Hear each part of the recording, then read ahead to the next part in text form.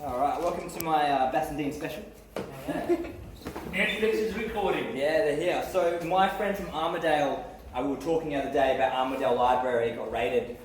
They found all kinds of They found all kinds of contraband in the Armadale Library. They found guns, cocaine, hookers, all kinds of shit, right?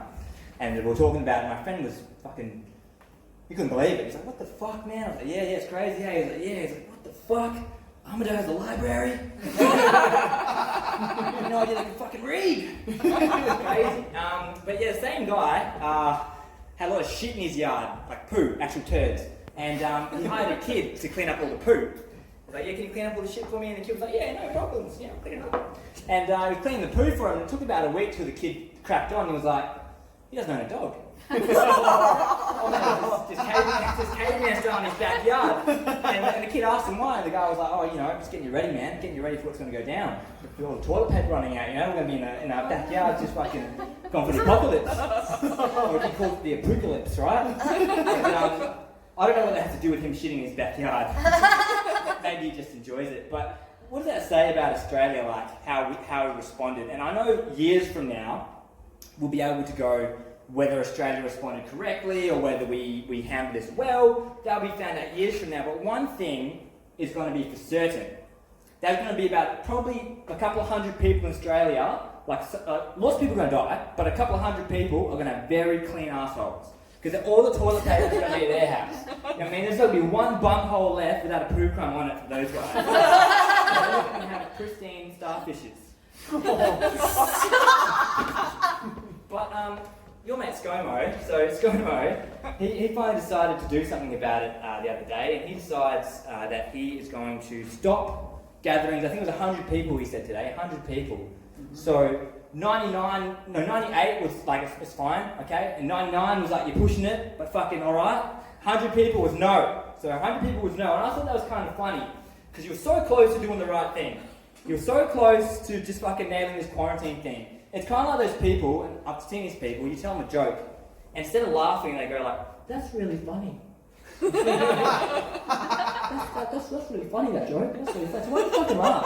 You're so close to doing the right thing. You know what I mean? It took more effort for you to tell me that was funny than to laugh. So for ScoMo to say 100 people, like, why didn't you just quarantine us all, man? Why didn't you just say that was it? You're so close to doing the right thing. Because then we won't be able to do this. No, that's true. And this is amazing. And it's good that we're all here having a laugh. It's great. Claps for everyone.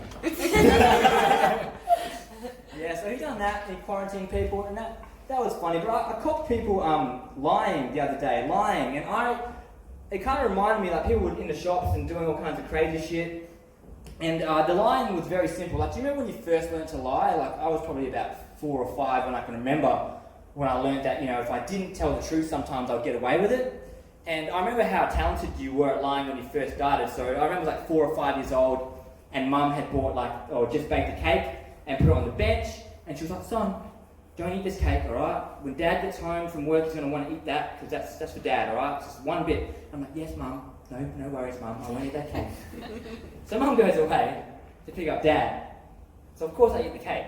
And I fucking love the whole thing. I fucking eat the whole. I don't eat the whole fucking thing. All right.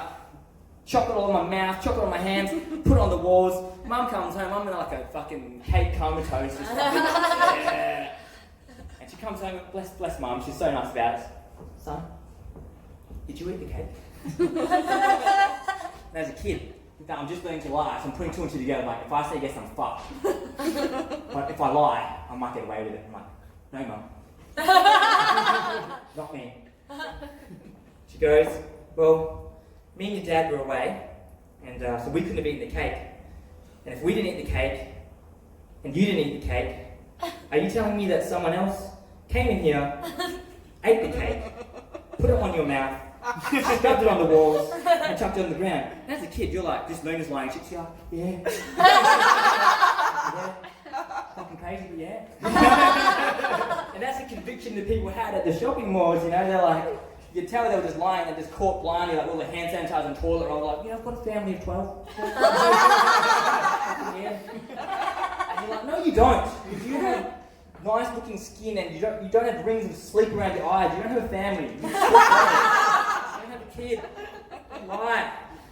I was lying. But it's funny, so Australia comes up with a contingency plan. Now this is fucking epic. So we have people paid dollars, at least a couple of dollars, right? They're the university people, right? These guys have studied viruses, bacteria, like virologists, bacteriologists, serologists, fucking sociologists, whatever you can throw a fucking ologist at. They've done this, and they're paid, and they haven't had a job for a while because they've been trained for a pandemic, and a pandemic hasn't happened to Australia forever. So this is their time to shine. They're like, fucking yes, pandemic in Australia, my time to use my degrees and show Australia what they're paying us dollars to do. So what is the contingency plan that these geniuses have come up with? Cough into your elbow. Wash your hands.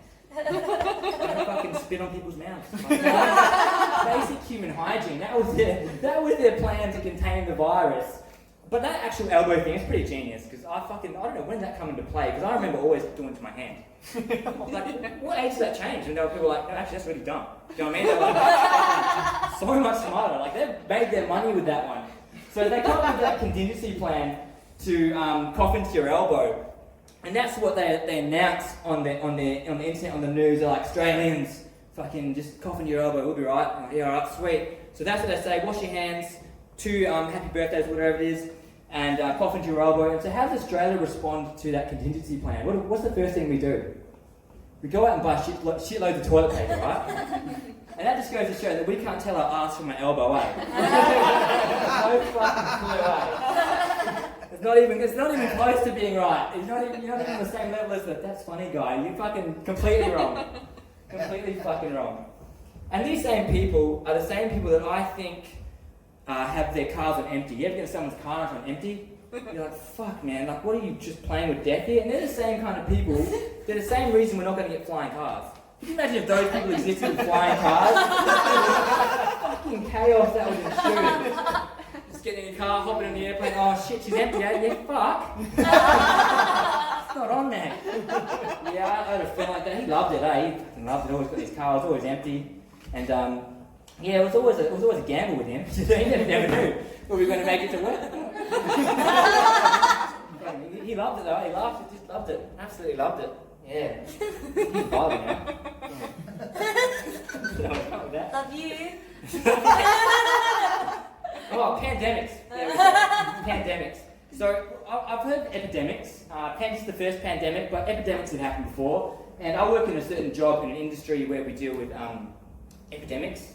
We go to certain places and we hear about epidemics. Some epidemics are like, oh, there's a meth epidemic in town. Oh, there's fucking heaps of meth coming in town. You know, there's heaps of alcohol. It's an epidemic wiping the town. There's a Flacco, the new job called Zombie. I don't know if you guys heard that one. That's pretty fucked up. And I've never heard of a weed epidemic.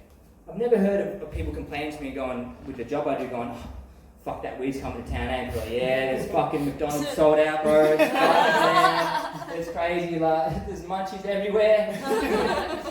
And that reminded me when I first quit smoking, and I have found it really easy to quit compared to drinking. Because, you know, drinking, you got some cool stories, right? Drinking, you're out with your friends, and I just never remembered a time when my friends and I talked about, say, buying a pack of Port Royal and smoking in the balcony. Like, yeah, bro, you know that time we smoked those cigarettes? Like, fuck yeah, bro. It smelled like shit. It was sick. And at least with drinking, you had those stories. You could like have that. So I found that really easy to quit. I don't know where I was going with that. Shit. Pandemics. Yeah, then it ended. But no one died. Not yet. Oh, you know what? I'm into there. So you know what? All this shit going down with Corona and all that. But do you want to know what really burns my ass? He's gonna know. He's gonna out you now.